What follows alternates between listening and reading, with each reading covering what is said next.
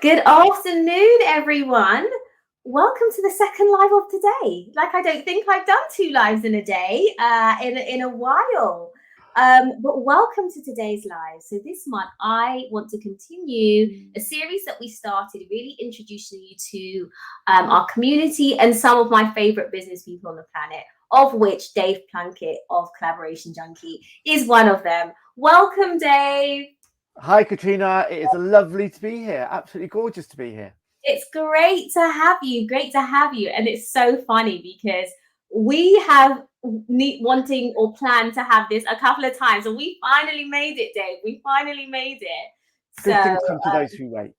Yeah, absolutely, absolutely. Too busy celebrating birthday month last month and had scheduled a couple of times. But we made it. We made it, absolutely. So I guess you and I met at the business show last year, didn't we? Yeah, we did.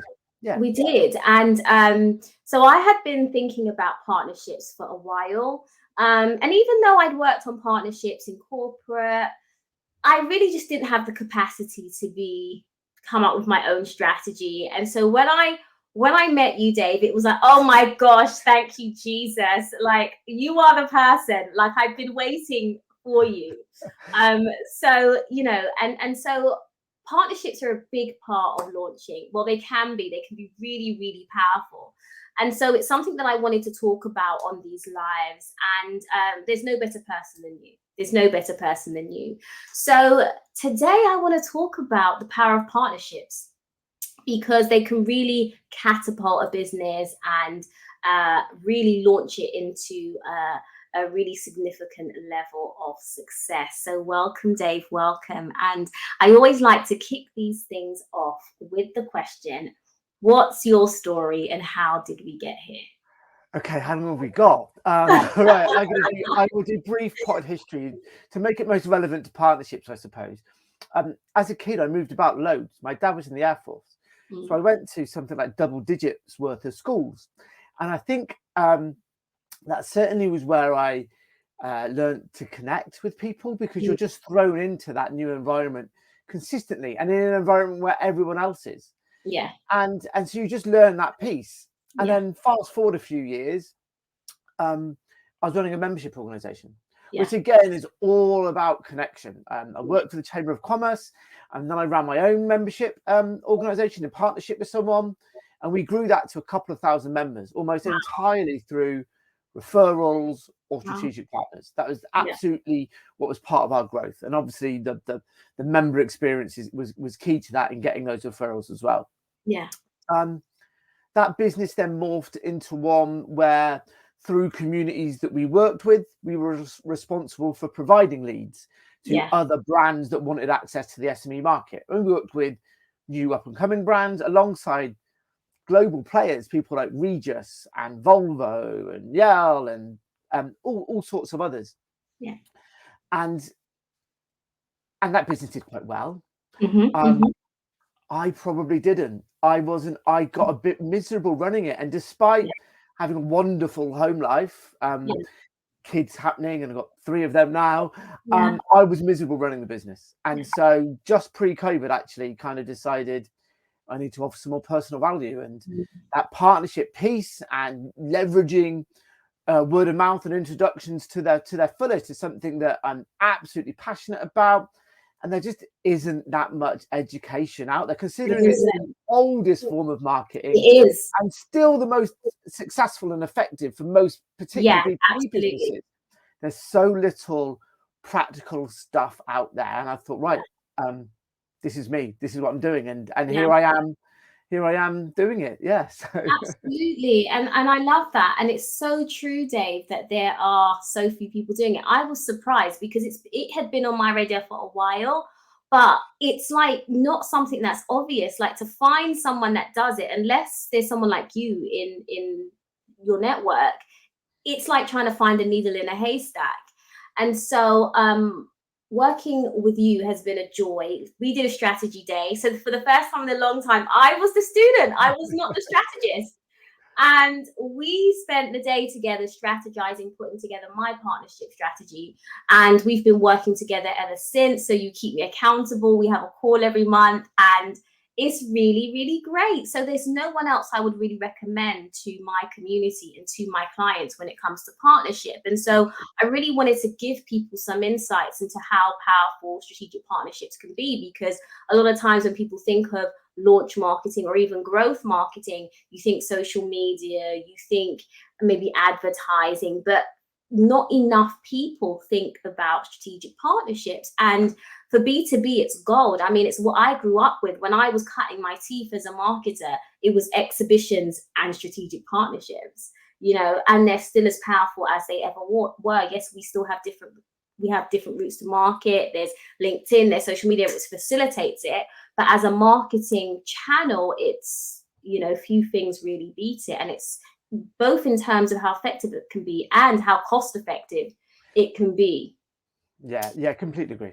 Yeah, absolutely. So let's really start at the beginning. What do we mean by strategic partnerships? Because there's many types, aren't there, Dave? There is, and the word partnership, if you say it to some people, they think kind of formal joint venture with legal terms and everything else. And for me, it's not about that. It's a strategic partnership or strategic collaboration is something more committed than a casual handshake and someone you do a little bit of work with. So it's got much more commitment to it behind that, and that's that starting point. This is a proper relationship that we're really going to work at. In terms of what makes it strategic, for me, the starting point is that you've got a common goal for the end stakeholder, whether that's a customer, a client, whoever the end recipient of whatever's happening is. There's got to be a common goal. I think that's the starting point.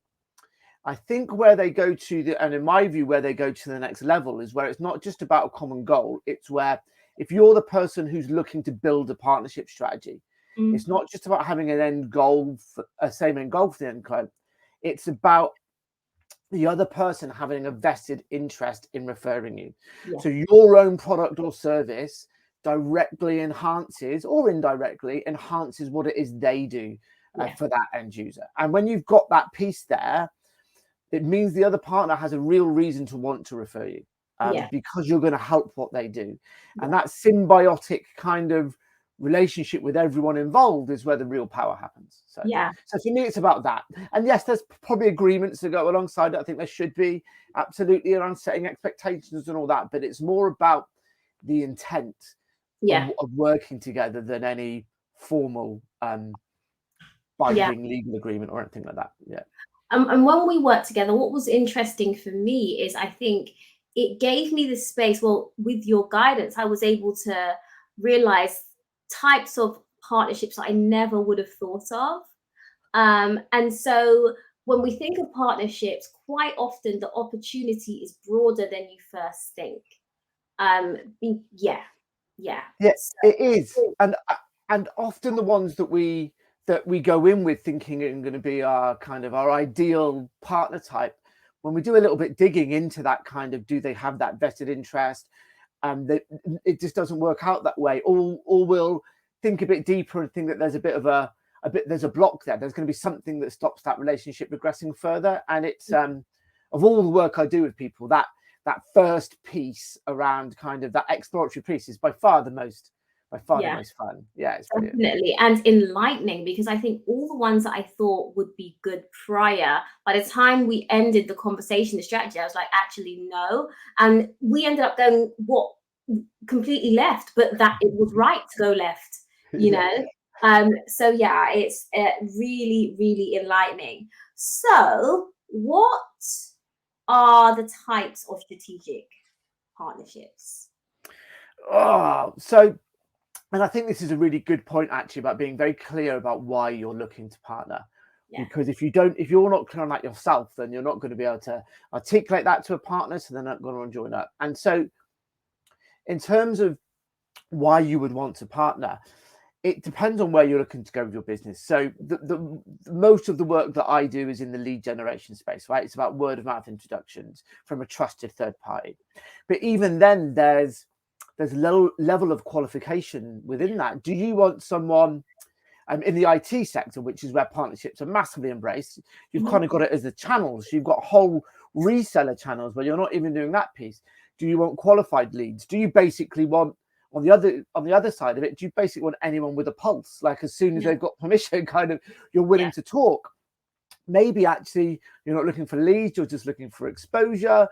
Maybe what you're looking for is credibility. Credibility by association is a really powerful reason to partner. Potentially, particularly in the launch space, if you're a new product launch kind of thing, partnering with that right people to give you credibility. Another very valid reason to partner. And then it can be the other way around as well. So as much as a lot of the work I do is around people who want to bring leads into their business, my experience has been on that other side of providing leads. And so maybe you're looking to partner for someone to enhance your own product or service so that you can offer a broader range. And so there's that's just a few kind of offers, but there are so many reasons to partner. And I think we're in a specialist economy these days, and people like working with experts. And often it's a lot easier now if there's a skill set that's missing from your offering, a lot of the time the most effective way to do it, particularly with how things are with recruitment as well, can actually be to partner with someone who can plug that gap rather than trying to do it in-house. Not always, but in many instances. Yeah. And I think one of the things that we spent a lot of time on as well is not just, you as the company thinking what is in your best interest, but also what do you have to give and what is that partner going to see as valuable, because sometimes what we see as valuable is not what we see as valuable. And there was a really important piece that you spoke about where you said, do you know what, it's not just about what you can offer their end user, their end client, but also what you can offer them as a partner, and to make sure you have considered those pieces. So let's talk about that, Dave. Can you elaborate on that? Yeah, and it's one of the big things that people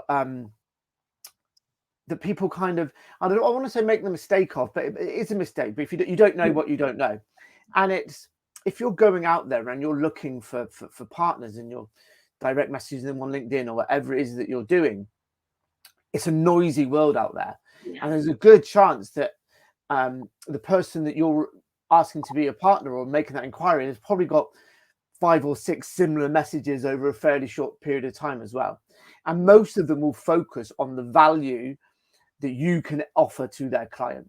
And that's probably very, very true that you can offer that value. But to the potential partner, it says, I want to sell to your audience. And they brush over it. Whereas actually the real approach is to think about that value delivered to the client. How does that reflect back on the partner? Well, how does that really impact the partner? And then your whole approach when you're speaking to partners is about working with them to help them add value to their clients. The working with the clients is kind of the necessary thing in order for you to add value to the partner. It's not the main focus of conversation. And even if people go, that's what people had in mind anyway, just that subtle shift in thinking and messaging absolutely is it's gold. It's gold. I call it a partner value proposition. You need to think more about why they would want to partner with you than why you want to partner with them. And an area that actually we're currently kind of working through, and that has been a really interesting point for me, is how much value do you give up front? How do you make sure that the balance is right?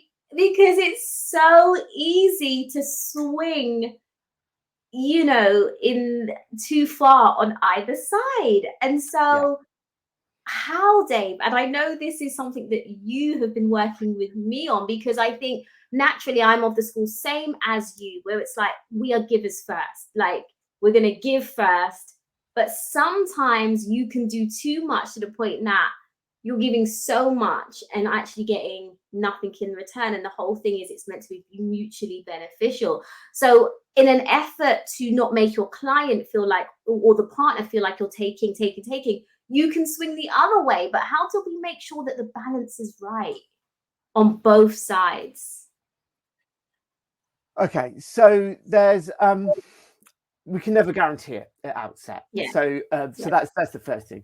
But it is about doing that work up front and setting expectations. Yeah. And it's a piece that so many where I've seen partnerships fail or peter out or sometimes completely implode.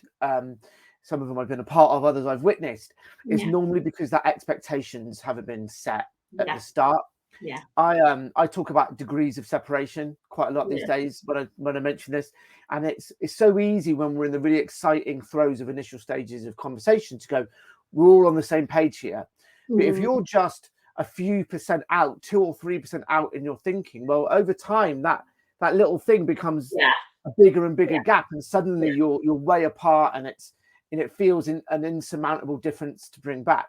And so it's really, really important at outset to set expectations around short, mid, and long term, and at the short term, really granular. Like, what are we looking to get from this? When are we expecting it to happen? Who's doing what and when? And then review that. Yeah. So the other thing that goes alongside that is having formal partnership reviews.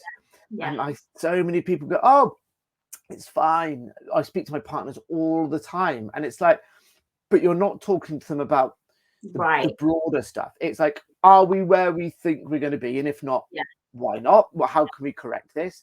Yeah. But it's also a great opportunity to find out what else is going on. Being really genuinely curious about what's going on in their business, because maybe there's an opportunity for you to add more value, or for them to add more value to you, or whatever it may be. And so for me, the way to do that is it's very much and it's a struggle for me to do it, by the way. It's much easier for me to talk about it than it is to do, but to really kind of at that outset go, look, this is what we're going to be doing.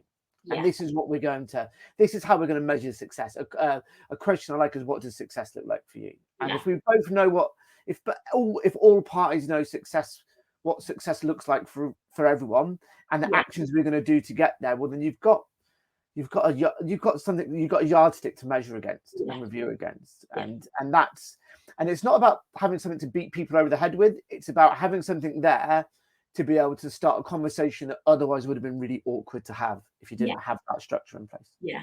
No, so that's my thing. It's really, really important. Setting expectations is crucial in any business relationship, but I found that even more so when it comes to partnership relationships. It's really important. So what are some of the huge benefits of partnerships? What a broad question. Right.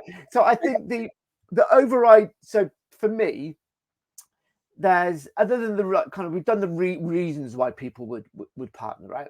But then so when you're bringing that back through, there's a whole load of things. If you're a small business owner, then working in partnership has a whole load of additional benefits around having having another person to work collaboratively with is an enjoyable way to work.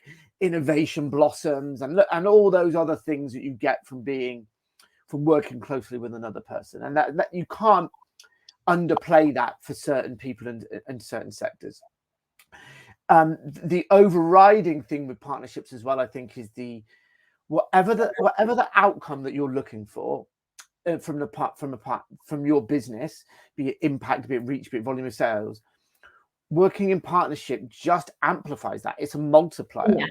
And there's that abundance that people talk about. Partnerships, when they're working well, have this magical thing to bend maths, where it's they create something greater than the sum of their parts. 2 and 2 equals 5. And what you do with that abundant bit there is where the magic can happen. That either creates greater impact or greater efficiencies, or allows you to do something on the other side to create social, like there's so much that can be done when you're working in this way, because things happen quicker and faster and with more reach, and that happens because of all the subset bits that drop into it around the innovation and efficiencies and all those pieces. And so that's probably my big broad kind of blue sky thinking answer. With the people that I work with, particularly around it on their kind of lead gen and introduction strategy, I think the benefits there come from most people. For most people, lead gen is the bit in their business that they don't like. It's the bit that they struggle with the most. People say sales, but people love sales. Selling because they love the final bit of conversation. For most people, they like that final bit of conversation, right? It's the getting someone to that they don't like. Exactly. And it can take time, and people ghost you sometimes, and all that sort of stuff. And the joy of partnerships is that you get your ideal customers to you at the right time to buy, and they already trust you, which means the sales cycle's shorter and they don't ghost you, and it just makes it more enjoyable and more exciting, and then your business is a bit more enjoyable and exciting in your life. And so I'm biased, right? But for me, it's kind of the real key to everything, and it speaks to our fundamental human desires. We all want to connect, and partnerships are a way of driving connections. Definitely. And I during lockdown, I said that, you know, we're in the season of what I call the 3 C's of kind of collaboration and creative thinking and collective brain power. And so it's everything that you said. It's absolutely an amplifier. And when you think about, you know, it's this whole thing of, if you want to go fast, go alone, but if you want to go far, go together, right? So it's like, together we achieve more. That's what it is. And so we spoke about one of the pitfalls to avoid, so not setting expectations at the beginning. What are some other common pitfalls to avoid, Dave, when you're thinking about strategic partnerships? So going too big. And what I mean by this is trying to plan big right from the very start of a partnership. I've been involved in partnerships where they seemed like they were going to be the amount of opportunity was just huge, and so that's what all the planning was around. How are we going to create this huge, great piece? Because the integration's just there; it's so obvious. The trouble is when you do that, and it takes time, and at some point, one or more parties can get dragged away because of other priorities. And some of those partnerships that looked like they could have been the best thing ever never got off the ground because they didn't recover. And so while I would always say do big picture, start small. So within your partnership, start small. What can you do to just get going? Is there just a shared bit of content? Is there what's the smallest thing you can do? Because it does one of two things. Whatever gut feel you've got about someone's values and what they're going to be like to work with, it puts that to the test. Are they actually going to be like this? And then the second thing is it builds momentum. And once that momentum starts, once you're doing, people tend to continue to do. It's not just going to fall away. And so I think that starting small is a good one. And probably another maybe another mistake I think that people make, and it's probably along those same lines, is thinking that they're not partnership ready. And yes, there are some fundamentals, and I've got loads of stuff on that. But you can start small. It doesn't have to be, again, your ideal partner right now isn't necessarily the ideal partner that's going to take your business to the next level. It might just be someone that you can go, you know what, again, what's a small scale partnership I can do to just see if this is right for me and learn some lessons. And so there's always this thing, and it might be down to social media and the people that are full of 10xing your business in 2 months and all that type of stuff. But there's almost this obsession of it's got to be big. And yes, absolutely, partnerships are about that. It's about scaling quickly. But in order to do that, sometimes you take a small step. And I think that's probably that's a common thing that I see. That and the expectations are by far the two biggest. The expectations and being too client focused, not partner focused. They're the three. Absolutely. And you touched on something, like you said that when you start small, it gives you a chance to get almost a feel for each other or something to that effect. And I think that is very, very important when it comes to partnerships. Surprisingly so for me, because I found that if you get a feel in that kind of first thing you try to do together that it's not quite right, it probably isn't. And it probably isn't. And I'm not one of those people that always say, trust your gut, because it depends where your gut's coming from. But with partnerships, it's like if you feel that there's a friction or that disconnect, or it's probably best to go with it. What are your thoughts on that? That's just been my experience, Dave. I'm going to completely agree with you. Yeah. So there's gut feel around things where you're the only direct human involved, right? And then that's you're probably right. I'm not always Yeah. the best judge for things for myself. Yeah. But I think when you're working with another person or people, I think that's where normally, if not all the time, but normally if something doesn't feel right, it Absolutely. typically isn't. And I get that that's not a scientific thing. It's a very hard thing to be able to judge. Yeah. But typically if it doesn't feel right, it's your It body is. saying something. It's your It subconscious is. kind of telling you. Yeah. Definitely. And because you're not projecting onto something that you don't know. Often it's based on an interaction. So you're not guessing here. It's often based on interaction. And so yeah, that's been my personal experience. And I always find that if that's the case, then probably it's best to part ways earlier rather than just let it drag. I'd agree. And or if it's an inkling, well then do something that's going to shove you either way. Right. Yeah. No, absolutely. Don't just leave it unanswered and going, oh, we'll just see what happens, because that's not going to be right for any part. And you're just going to waste emotional energy on it and actual time. And so just if you're not sure on the gut, but there's something there, we'll do something that's gonna help make that mind up for you. Absolutely. And I think one of the benefits of working with you, Dave, and having someone, whether it be a consultant or just having a bouncing board in a specialist area like partnerships, is that sometimes if I'm feeling something or I'm thinking, I'll go, Dave, what do you think? Or do you think, and that's kind of the benefit of having someone that is a specialist. And increasingly I have a network of specialists that I'm like, okay, you can put on. And likewise, I'm a specialist to others. Do you know what I mean? But it means that whether you're being the person that's the bouncing board or you're bouncing off ideas, it's really, really important. And that's why I would say when you're launching, don't guess. Speak to people who know. That's when gut feel isn't the thing to do, right? That's a prime example of don't guess, just ask someone that knows. It will speed up the journey. And so got a bit left field, but I think it's an important point to mention. But let's talk about your dance framework, which I'm such a fan of. And we don't want to give too much away, because if you really want this framework, you actually need to work with Dave. But let's just give an overview of what dance is and how you came up.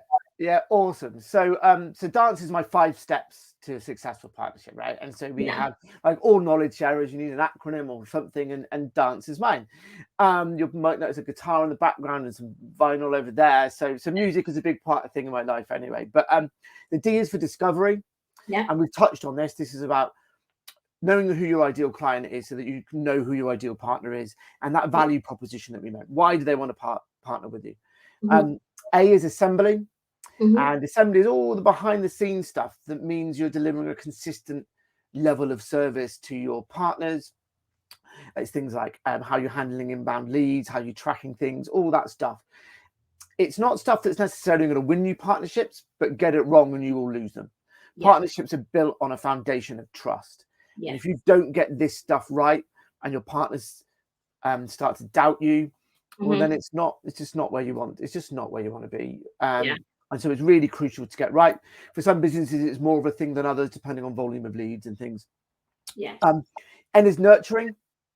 And this is your partner communications. And this is the expectations that we spoke about, onboarding, how you're communicating them right throughout the partnership. And there's been a tendency at times, I think, recently to over-automate stuff.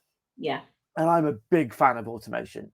Absolutely has its place, particularly within partner relations. Things like transactional messages, send them on the same day at the same time every month. Do what you say you're going to do, make it regular, automate it, amazing. But you cannot lose that human touch. Partnerships are they're based on a foundation of a relationship, and you can't automate that. You can make sure that the stuff that happens that needs to does, but like have some processes around that communication. Absolutely. Continue to add value, and do it in a way where any potential challenges in the partnership come out early, but also you're uncovering new opportunities as they come as well. And you can't automate that process. C is connection. And for me, this is the bit, we haven't spoke about this, but this is the bit outside of expectations not being managed, the bit where I see most people have had partnerships and they haven't worked, so they haven't got this bit right. And what I mean by connection is, how are you helping your partner connect their audience to you? And this is either, I call it internal and external. So it's either things that are partner side, like what support you directly giving your partner and their teams. And then there's the external stuff is customer facing. What materials, what activities you're doing that help with that. Partnerships aren't about finding a partner and then sitting back and waiting for the leads to come. That's you've got to work it and do it and support it. And E is engagement. So once you've got all that, it's going out there and getting new partners. And it's often the bit that people kind of focus on the most, like, how am I going to go and get them? But actually, you do those other bits right, going and getting partners, particularly your initial partners, and then working out from there. It's actually probably the easiest bit, to be honest with you. The other pieces that come before it, that's the hard work. That's where you need to focus your effort. And so yeah, it's a framework I hold dear to my heart. It's one there, a book. There was supposed to be a book this year, but New Baby kind of, funny enough, a New Baby with the existing two kind of impacted my time a little bit. So book will be started next year now. Book will be started. No, I can't wait. I can't wait for the book to be released because it's a great framework. So Dave, I think it's clear the benefits of working with you. I mean, I'm a strategist. I've worked on partnerships before, had great success, and yet I still decided to work with you. Because you're just a specialist in the area. And even if as part of our strategic process with clients, we identify that partnerships are a way forward, we'd be bringing you in. And one of the reasons I'm doing these lives is to really show the community, the network of relationships we have, and that how if we work with you, we're bringing in specialists, and to give people a taste, because it's very easy to think actually we can do it all ourselves, but actually, hopefully, these lives have given people some insights into the nuances and why specialists like yourself are needed. So tell us, how can people, viewers, work with you if they're interested in partnerships and they want to have a discussion or take it further? How can they work with you? Right. So very first off, I just want to say it's been amazing the breadth of experts you've had on these lives as well, Katrina. So I think it's testament to your own expertise and your own credibility that you've got so many amazing people that want to work with you and do these. So a big hats off to you as well. If people want to work with me, I do a bunch of stuff. So I do kind of one-to-one strategy days, like we did. I do broader programs where I really kind of sit down with people and hold their hands all the way through the production of materials, and I do that either in one-to-ones or I do it with teams. Or I even do, if people are kind of not quite at partnership stage and are thinking more around just referrals, then I do some work there either on one-to-one or teams on referrals as well, because that starting point is, are you leaving money on the table by not doing referrals? And so many people don't do that. So it's really anything. If people have got any issues or know that they could be doing more with, which, as we said right at the start, is still the most effective B2B marketing strategy. It's not that you don't do the others, but they're there to support this. Then there's a host of ways people can connect with me on LinkedIn, book a call with me, and I'm always happy to give a little bit of advice. I'll put a link in the comments and things like that. That's me. So. And are you going to be at the business show this year, Dave? I was just thinking this before we got on our call. I am, I'm speaking at the business show on the Wednesday, which is the 16th at 3:30 on word of mouth, how you can make the most of it. So. Great. And I'm there too. We're exhibiting on stand B980. So come see Dave and I. Come and see Dave talk on the 16th at 3:30, and come visit our stand. So yeah, and what's yeah. So and people can connect with you on LinkedIn as well, can't they, Dave? Yeah, absolutely. Yeah, we'd love to. Yeah, we'd love to. I share quite a lot of Yeah, great yeah, content. yeah. So Videos every week, isn't it, Dave? yeah, I share a partnership tip every week, and Yeah. there's normally some written content in there as well. So yeah, I'm pretty active on there. So yeah. Excellent, excellent. Well, yeah. So you know, take the opportunity, guys, connect, and yeah, it's partnerships are great. I can't shout that enough. So thank you all for watching. Those of you who have watched live or are watching the replay, Dave, thank you so much for your insights. You know I'm a fan. So connect with Dave and I if you are interested in launching, whether that be launching your business, launching into that next level of growth, or even launching to exit. You're thinking of selling your business or moving on, definitely do get in touch. We launched our brand new website last month, thelaunchstrategist.com. So don't be shy, pop on over and see what we have there. Yeah, Dave, thank you so much for your time. It's always a pleasure, and we will absolutely speak soon. Smashing. Thanks for having me, Katrina. Really appreciate it. You are welcome. Bye, everyone.